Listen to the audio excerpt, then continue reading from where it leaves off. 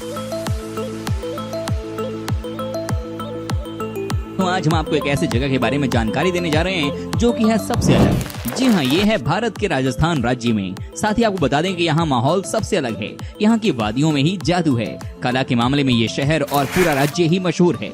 दोस्तों कहते हैं कि शहर की खूबसूरती और यहाँ का इतिहास देखने के बाद किसी को भी इस जगह से प्यार हो जाए। तो दोस्तों आपसे रिक्वेस्ट है कि इस वीडियो को अंत तक देखिएगा, क्योंकि आज आपको बहुत मजा आने वाला है। दोस्तों सबसे पहले हम आपको बता दें कि ये राजस्थान का एक जिला है जहाँ की कुल आबादी है 4,62,000 के आसपास। दोस्तों अलवर कुल मिलाकर 8,380 स्क्वायर किलोमीटर में फैला हुआ है।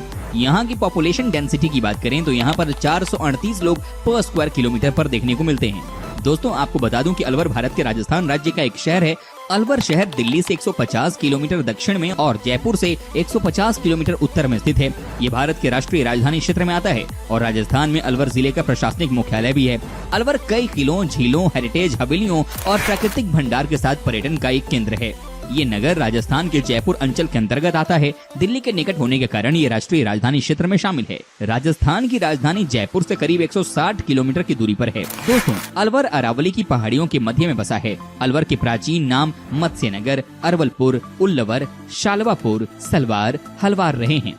ये 4 दीवारी और खाई से घिरे शहर में एक पर्वत श्रेणी की पृष्ठभूमि के सामने शंक्वाकार छंद की पहाड़ी पर स्थित बाला किला इसकी विशिष्टता है। 1775 में इसे अलवर रजवाड़े की राजधानी बनाया गया था। दोस्तों वर्तमान में अलवर राजस्थान के महत्वपूर्ण औद्योगिक नगर है तथा 8वां बड़ा नगर है। अलवर को राजस्थान का सिंह द्वार भी कहते हैं। अलवर यादव बाहुल्य जिला है। मत्स्य प्रदेश अथवा अलवर का राठ क्षेत्र पूरे जिले में अपना अलग ही प्रभाव रखता है। राठ के बारे में एक बात कही जाती है, ना राठ नवई ना राठ मनई, अर्थात राठ ना तो झुकाने से झुकता है और ना ही मनाने से मानता है।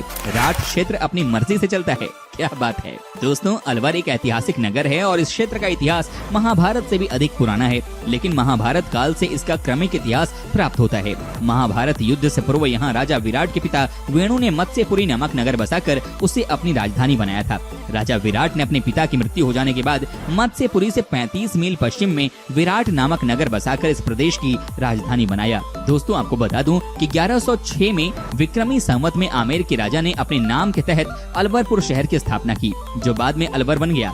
इस शहर पर कई राजपूत राजाओं ने शासन किया है, जिनमें खानजादा राजपूत, निकुंभ राजपूत, बड़गुजर राजपूत और अंत में नरुका राजपूत के नाम शामिल हैं। राजपूत राजा ने प्रताप सिंह से एक समझौते पर भरतपुर के जाट राजा से अलवर किले पर कब्जा कर लिया था और उन्होंने आधुनिक अलवर की नींव रखी, जो उपनिवेशवाद के दौरान एक रियासत बन गया।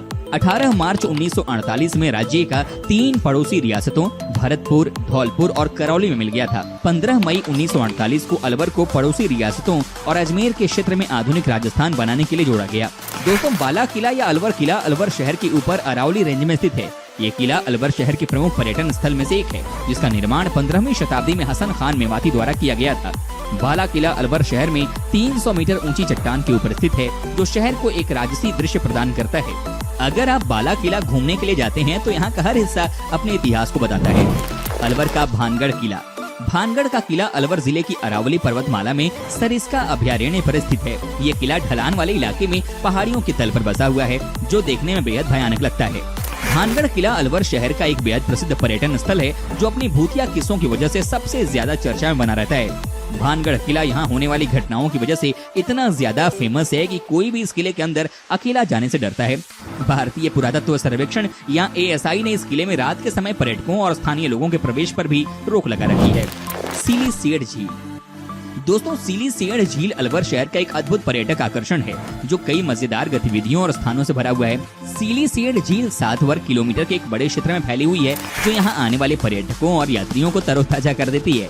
ये झील क्षेत्र एक प्रसिद्ध पिकनिक स्पॉट है, जो पर्यटकों द्वारा बेहद पसंद किया जाता है। Sariska wild life. सरिस्का वन्य जीव अभयारण्य अलवर शहर का एक प्रमुख पर्यटन स्थल है, जो लगभग 800 वर्ग किलोमीटर के क्षेत्र में फैला हुआ है।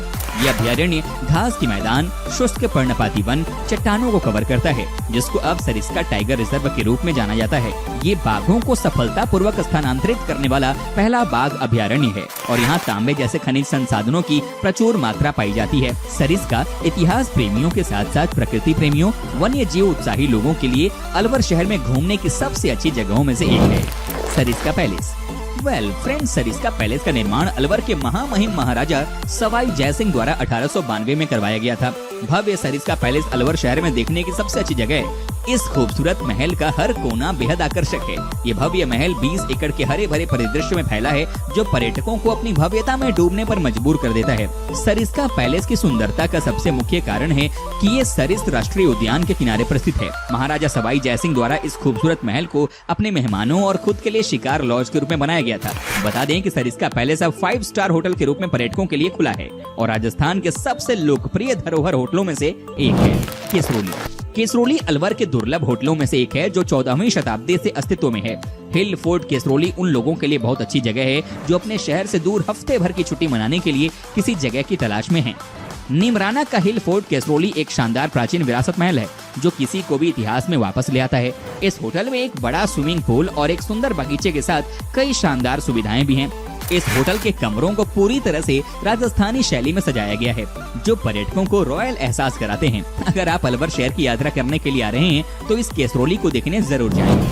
सिटी पैलेस दोस्तों, सिटी पैलेस अलवर में देखने की सबसे अच्छी जगहों में से एक है, जिसको विनय विलास महल के रूप में भी जाना जाता है। ये महल मुगल और राजस्थानी डिजाइन के सुंदर मिश्रण के साथ वास्तुकला का एक चमत्कार है, जो आपको शाही जीवन शैली की झलक देता है। सिटी पैलेस की दीवार, छत पर भित्ति चित्र और मिरर वर्क इस महल को बेहद आकर्षक बनाते हैं। नीलकंठ महादेव मंदिर नीलकंठ महादेव मंदिर टाइगर रिजर्व में लगभग 30 किलोमीटर दूर कुछ मंदिरों का एक समूह है, जो अब लगभग एक खंडार बन चुका है। लेकिन आज भी यहाँ के स्थानीय लोग यहाँ रिजर्व में स्थित कई मंदिरों में विश्वास रखते हैं। नीलकंठ मंदिर अपने धार्मिक महत्व, उत्कृष्ट पत्थर की नक्काशी और यहाँ के हरे भरे जंगलों के लिए अलवर का एक प्रमुख स्थल है। मोती डूंगरी दोस्तों, मोती डूंगरी मूल रूप से वर्ष 1882 में बनाया गया था। वर्ष 1928 तक ये अलवर के शाही परिवार का मुख्य निवास था। 1928 के बाद महाराजा जयसिंह ने पुराने महल को ढहाने का फैसला किया और बाद में इसकी जगह एक और शानदार इमारत बनाई। विजय मंदिर महल विजय मंदिर महल अलवर शहर के केंद्र से 10 किलोमीटर की दूरी पर स्थित है और अलवर के सबसे खास पर्यटन स्थलों में से एक है। बताया जाता है कि विजय मंदिर पैलेस को जुनूनी राजा जयसिंह ने अपने जुनून के परिणाम स्वरूप बनाया था। जयसिंह वास्तुकला के संरक्षक थे और उन्हें खूबसूरत महल बनाने का जुनून था। विजय मंदिर महल झील के पास शानदार उद्यानों के बीच में स्थित है और इस महल में 105 कमरे हैं जो अच्छी तरह से सजे हुए हैं। महल के एक प्रमुख आकर्षण सीताराम मंदिर में रामनवमी के दौरान भक्तों की भारी भीड़ उमड़ पड़ती है। मंदिर पांडुपोल पांडुपोल एक हनुमान मंदिर है, अलवर के प्रमुख मंदिरों में से एक है।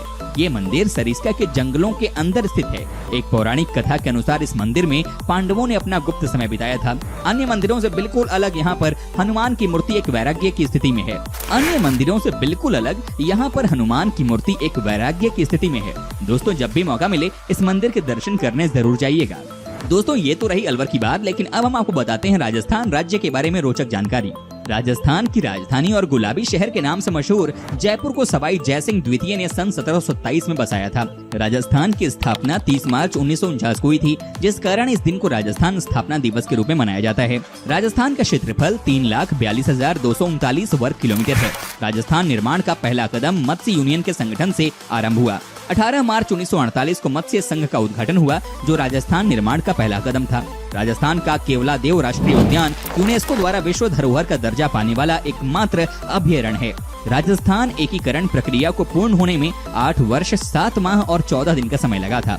दक्षिण पश्चिम में गुजरात, दक्षिण पूर्व में मध्य प्रदेश, उत्तर में पंजाब, उत्तर पूर्व में उत्तर प्रदेश और हरियाणा राजस्थान की सीमा को टच करते हैं।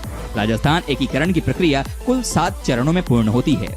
आपको जानकर हैरानी होगी कि राजस्थान में स्थित भानगढ़ का किला संपूर्ण भारत में सबसे डरावना और प्रेतों से बाधित किला माना जाता है। इस किले के प्रति वहाँ के लोगों की अलग अलग रहस्य भरी बातें हैं। राजस्थान भी अपने भारत की शान को ऊंचा करने में पीछे नहीं है। आपको जानकर आश्चर्य होगा कि राजस्थान में स्थित कुंभलगढ़ के किले की चारों ओर की दीवार चीन की महान दीवार के बाद विश्व की दूसरी सबसे बड़ी दीवार है, जिसका जिक्र संपूर्ण विश्व भर में विख्यात है। ब्रह्मा जी का विश्व प्रसिद्ध एकमात्र मंदिर राजस्थान के अजमेर जिले के पुष्कर शहर में स्थित है, जहां पुष्कर झील भी भारत में तीर्थ के लिए प्रसिद्ध मानी जाती है। राजस्थान का सबसे बड़ा दुर्ग चित्तौड़ का किला है। राजस्थान का दूसरा सबसे बड़ा किला कुंभलगढ़ किला है। राजस्थान शब्द का अर्थ इस नाम में ही छुपा हुआ है, राजस्थान, जहाँ राज का मतलब राजाओं की भूमि से है तथा स्थान का अर्थ जगह से है, यानी राजस्थान को राजाओं की भूमि भी कहा जाता है। राजस्थान में ऊंट काफी प्रसिद्ध हैं। जहां बाकी के राज्यों में ऊंट देखने को नहीं मिलते, वहीं इस राज्य में ऊंटों को मवेशियों की तरह पाला जाता है। दोस्तों उम्मीद करता हूं कि आपको हमारा ये एपिसोड पसंद आया होगा। साथ ही दोस्तों अगर आपको इस वीडियो पर कोई राय देनी है तो आप हमें कमेंट कर सकते हैं, हमें आपके कमेंट का रहता है इंतजार। और हाँ, अगर आप हमारे चैनल पर नए हैं तो प्लीज चैनल को सब्सक्राइब जरूर कर दीजिएगा, क्योंकि हम आपके लिए रोज इस तरह के वीडियो बनाते रहते हैं। दोस्तों अपना ख्याल रखिएगा, मिलेंगे अगले एपिसोड में, तब तक के लिए take care and bye bye.